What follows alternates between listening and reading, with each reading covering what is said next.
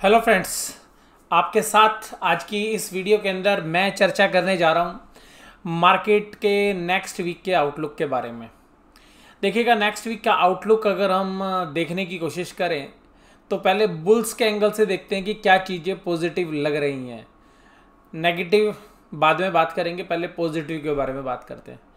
देखिएगा, पॉजिटिव अगर बुल्स के एंगल से देखें तो डॉलर इंडेक्स में काफ़ी वीकनेस आई है, और डॉलर इंडेक्स में जो वीकनेस आती है और 90.5 जो है डॉलर के ऊपर जो है डॉलर इंडेक्स चला गया है, तो 90.5 जो है बुल्स के लिए काफ़ी फेवरेबल हो सकता है, क्योंकि जब इस तरीके से डॉलर इंडेक्स पिछली बार था तो काफ़ी अच्छे कैश इनफ्लोज इंडियन मार्केट में और एशियन मार्केट्स में आए थे। तो ये पॉजिटिव इंडिकेटर बुल्स के लिए यहाँ पर इस हफ्ते में देखने के लिए मिल सकता है।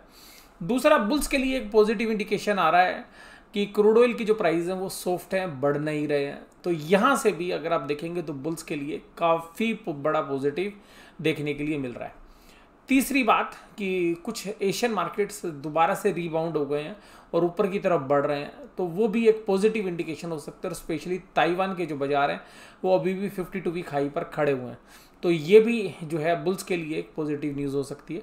इसके अलावा डाउ जोन्स के अंदर जो भी कॉरपोरेट टैक्सेस में चेंज होने की बात थी, यानी कि जो कैपिटल गेन टैक्स जो है मेजरली वहाँ पे चेंज हो सकता है और कॉरपोरेट टैक्स के साथ, तो वहाँ पे जो कैपिटल गेन टैक्स जो है क्रिप्टो करेंसीज के ऊपर और बाकी जो कैपिटल गेन स्टॉक मार्केट्स के उसके लिए जो है चर्चा जो है बाइडेन गवर्नमेंट कर रही है, तो वहाँ से सब कुछ रुझानों के बावजूद जो है डाउ जोन्स ने काफ़ी अच्छा परफॉर्म किया लास्ट सेशन के अंदर, तो ये भी एक तरीके से बुल्स के लिए पॉजिटिव है।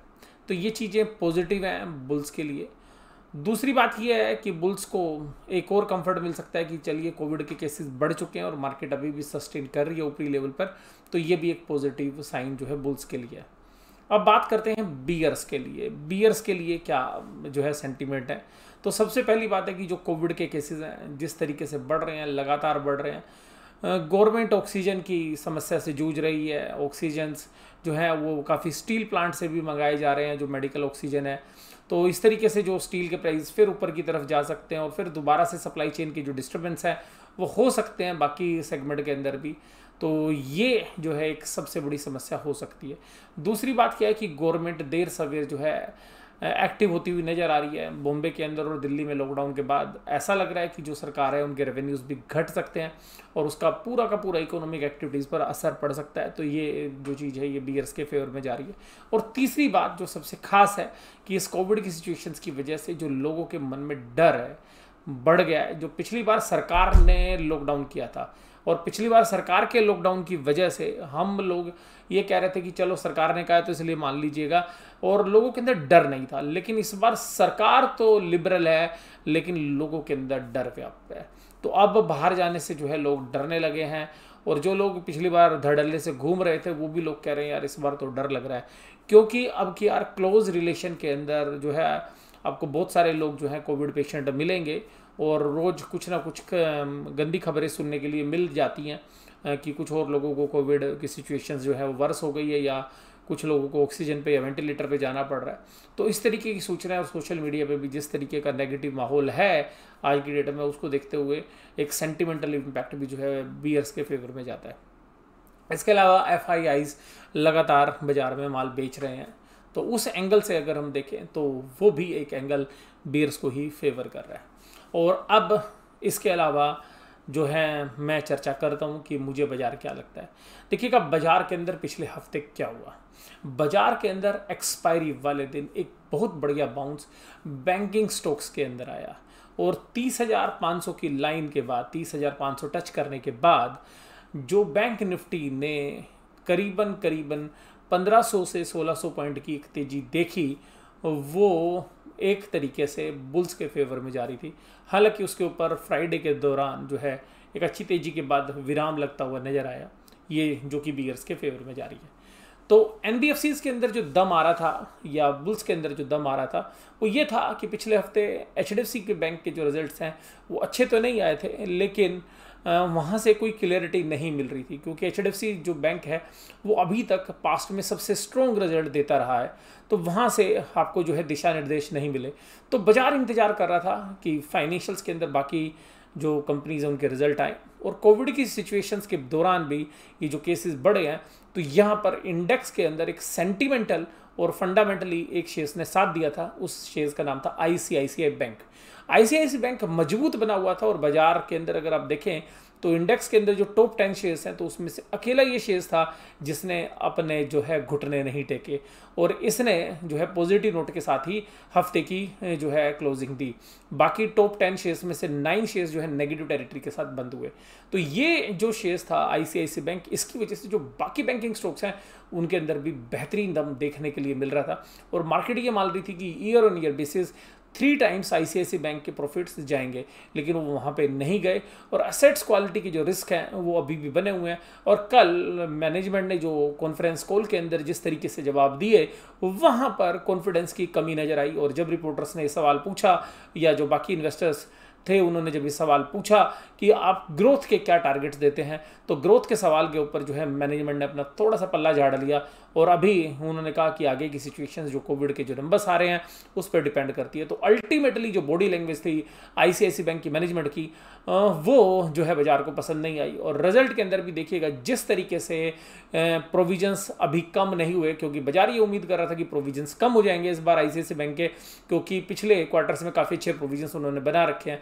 तो एक सीरियस नोट के साथ आईसीआईसीआई बैंक के रिजल्ट उम्मीद से खराब आए हैं, और जिसकी वजह से आप देखेंगे कि जो सेकंड रेंज के जो बैंक हैं या जो आईसीआईसीआई बैंक को फॉलो करते हैं उसमें एक्सिस बैंक जो है सबसे प्रमुख है, उसको सिमिलर तरीके से ट्रीट किया जाता है। तो एक्सिस बैंक, और उसके बाद जो थोड़े से नीचे लेवल पर अगर आप जाके देखेंगे तो इंडसइंड बैंक के अंदर, आरबीएल बैंक के अंदर जो है आईडीएफसी फर्स्ट बैंक के अंदर, या जो बाकी बैंक्स हैं जो पीएसयू स्पेस है, वहाँ पर एक क्लियरली प्रेशर देखने के लिए मिल सकता है। तो मुझे ऐसा लगता है कि जो पूरा सेगमेंट वीक होगा। इसके अलावा बजाज फाइनेंस के रिजल्ट लेट डेट पर आ रहे हैं। बजाज फाइनेंस के रिजल्ट अभी तक इंप्रेसिव नहीं थे, हालांकि प्रोविजंस काफ़ी अच्छे इन्होंने बना रखे हैं, लेकिन जो असर पिछले क्वार्टर में जहाँ पर की सब चीज़ें नॉर्मलाइज हो रही थी, अब वो चीज़ें इस क्वार्टर के अंदर जो है सिग्निफिकेंटली जो है वीक होती हुई नजर आएंगी। तो यहाँ पर भी बजाज फाइनेंस के रिजल्ट भी इस हफ्ते हैं, एक्सिस बैंक के भी रिजल्ट इस हफ्ते हैं। तो इन सब के बीच में मुझे ऐसा लगता है कि बाजार के अंदर वोलेटिलिटी काफ़ी जबरदस्त तरीके से देखने के लिए मिलेगी, और वोलेटिलिटी का अंत जो है गिरावट के साथ होता है। तो ये बात मान के चलिएगा कि बियर्स जो है वो काफ़ी एग्रेसिव हो सकते हैं इस बाजार के अंदर, क्योंकि जिस तरीके से बुल्स ने पिछले थर्सडे की एक्सपायरी ऊपर की तरफ की, तो बियर्स ने तो भी अपना गेम ही नहीं खेला है। तो अगर बियर्स ने अगर माल बेचना शुरू कर दिया इस हफ्ते, तो आप ये मान के चलिएगा कि निफ्टी भी 14,000 तोड़ता हुआ नजर आएगा, और बैंक निफ्टी भी 29,000 की लाइन में आपको साफ साफ नजर आता हुआ नजर आ सकता है।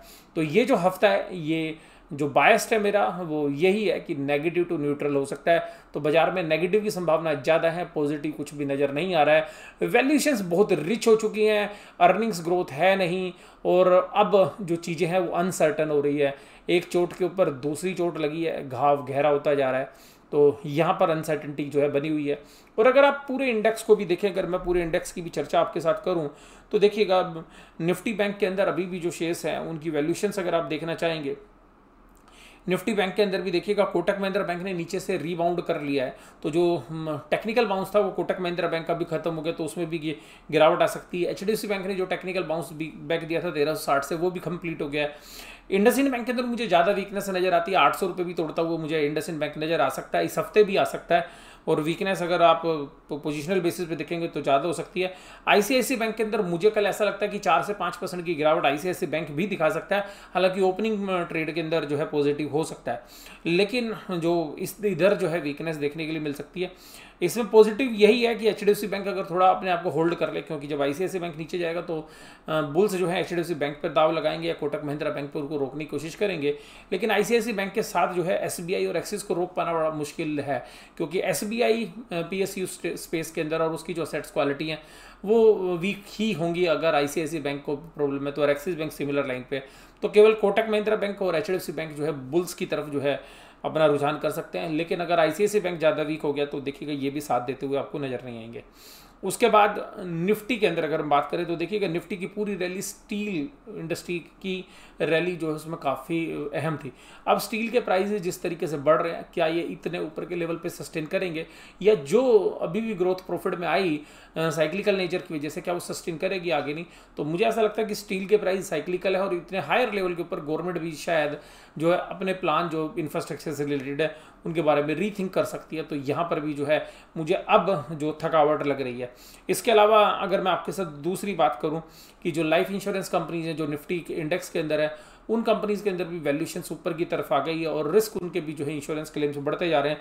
वैल्यूएशंस रिच है। यहाँ पर भी बजाज फाइनेंस के ऊपर देखिएगा असेट्स क्वालिटी का रिस्क साफ साफ देखा जा सकता है। मैं दिग्गज की बात कर रहा हूँ आपके साथ। इसके अलावा अगर मैं आपके साथ बात करूँ कि जो शेयर्स अभी यहाँ पर आगे और वीकनेस आपको दिखा सकते हैं, तो आप देखिएगा आईटी स्पेस के अंदर एक बहुत अच्छी तेजी हो सकती है। एक ऐसा सेक्टर है जब कोविड के केसेस बढ़ते हैं तो यहाँ पे आप बोल सकते हैं कि डिफेंसिव है, लेकिन देखिएगा वैल्यूएशंस रिच हो गई और जिस तरीके का परसों ट्रेड हुआ जिस तरीके से, तो देखिएगा बुल्स खींच ही नहीं पा रहे थे आईटी शेयर्स को भी। आईटी शेयर्स में भी ऊपर से बुक वाली है। इवन एफएमसीजी के अंदर हिंदुस्तान लीवर और ब्रिटानिया ने भी जो है दम तोड़ दिया, जहां पर एक अच्छी उम्मीद हो सकती थी। विप्रो, इन्फोसिस और टीसीएस इस तरीके के जो दिग्गज शेयर्स हैं वो भी जो है होल्ड नहीं कर पा रहे हैं। सीमेंट स्पेस के अंदर थोड़ा अल्ट्राटेक से रिलीफ आता हुआ मिल सकता है, लेकिन वहां पर भी देखिएगा अब वैल्यूएशंस जो है वो सारे रिच हैं। पेंट्स इंडस्ट्रीज में भी एशियन पेंट्स अपने हायर पी वैल्यूएशंस पर ट्रेड कर रहा है।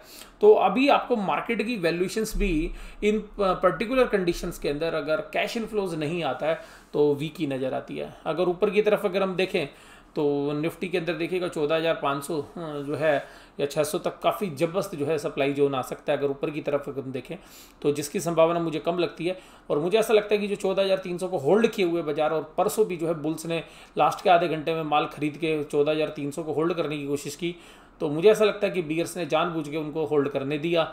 और बीयर्स अगर हो सकता है कि कल जो है अगर इंटरनेशनल मार्केट से बहुत अच्छी सपोर्ट नहीं आई, अगर वहाँ से डेटा अच्छे नहीं मिले, तो कल शायद निफ्टी को गैप डाउन 14,300 के नीचे ही आप देखेंगे कि आपको शुरू के आधे घंटे के अंदर ही निफ्टी 14,300 को तोड़ता हुआ नजर आ सकता है।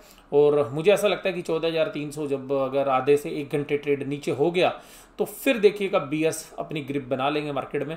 लेकिन ध्यान रखिएगा कि चारों दिन नीचे मार्केट रहेगी ऐसा नहीं है, बीच में 1-2 दिन जो है एक्सपायरी से पहले मुझे लगता है कि निचले लेवल से बाउंस जरूर आएंगे, अच्छे बाउंस आएंगे, तो वो मैं आपको जो है डेली वीडियोस के अंदर आपको बताता रहूँगा। तो अभी मुझे पर्सनली ऐसा लगता है कि जो अभी होल्ड किया हुआ था बैंकिंग और फाइनेंशियल्स काफ़ी समय से, इस हफ्ते तो कम से कम बैंक निफ्टी ने इज्जत बचाई रखी थी निफ्टी की, अब शायद वो भी वीक होता हुआ नजर आएगा। फार्मा में वैल्यूएशंस रिच हो चुके हैं। आईटीसी जैसी कंपनियां हैं जो अभी थोड़ी फेवरेट है, तो शायद नीचे की तरफ आईटीसी रोकने की कोशिश करे बाजार। नेस्ले के अंदर वैल्यूएशंस नज़र आ सकती हैं नीचे की तरफ, तो बुल्स जो है ऐसे शेयर्स को खींचने की कोशिश करेंगे जो अब एफएमसीजी में। इसी तरीके से हिंदुस्तान लीवर में भी जब बैंक चला तो हिंदुस्तान लीवर में भी जो है थोड़ा सा बुल्स जो है नीचे के प्राइस पे जो है कंफर्ट हो सकते हैं। तो देखिएगा जद्दोजहद तो इस हफ्ते रहनी है, बहुत तगड़ी वाली वोलेटिलिटी।